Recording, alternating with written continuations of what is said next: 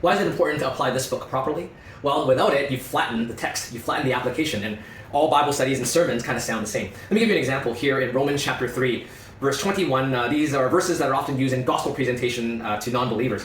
Here it says here, but now the righteousness of God has been manifested apart from the law, although the law and the prophets bear witness to it, the righteousness of God through faith in Jesus Christ for all who believe. And here's a line I want us to notice here. For there is no distinction, for all have sinned and fall short of the glory of God. Now, we don't understand the context of there's no distinction. Preachers or Bible study leaders, or even when you're reading your own Bible, you might think, well, there's no distinction. God meets you where you are. God accepts you for who you are, despite the flaws that you have done. But if you read in the context, it's actually pretty amazing. Just read down here in verse 29 onwards of the same chapter, chapter 3. Or is God the God of Jews only? Is he not the God of the Gentiles also? Yes, of Gentiles also, since God is one who will justify the circumcised by faith and the uncircumcised through faith. So in other words, when here in the book of Romans, when it says that there is no distinction, it is talking about how God does not distinguish between Jews or Gentiles. As a Chinese person, Chinese Canadian, I'm a Gentile. As long as you're not a Jew, you're a Gentile. So in other words, God says that the amazing thing about the gospel is that he does not make a distinction whether you were part of his covenantal people before, the Jews, or not. That we are all entering into God's family through faith in Jesus, in the person and work of Jesus. There is no distinction. What does that mean today? Well, today, if you are a person that is not of a Christian background, you may be a Japanese person who family ancestors often worship Shinto. You might ask yourself, well, can God include me? My family and ancestor used to worship Shinto.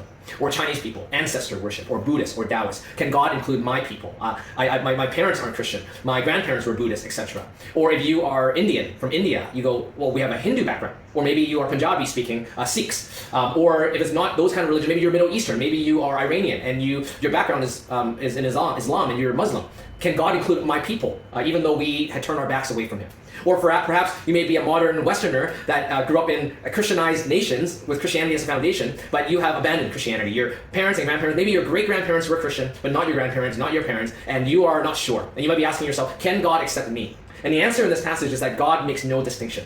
If your family background and your ancestors at some point were not worshipers of God, you who are alive and hearing the good news about Jesus' death for your sin and my sin, his resurrection, extends to you this opportunity to be forgiven of your sin, to be no longer an enemy of God through faith in Jesus.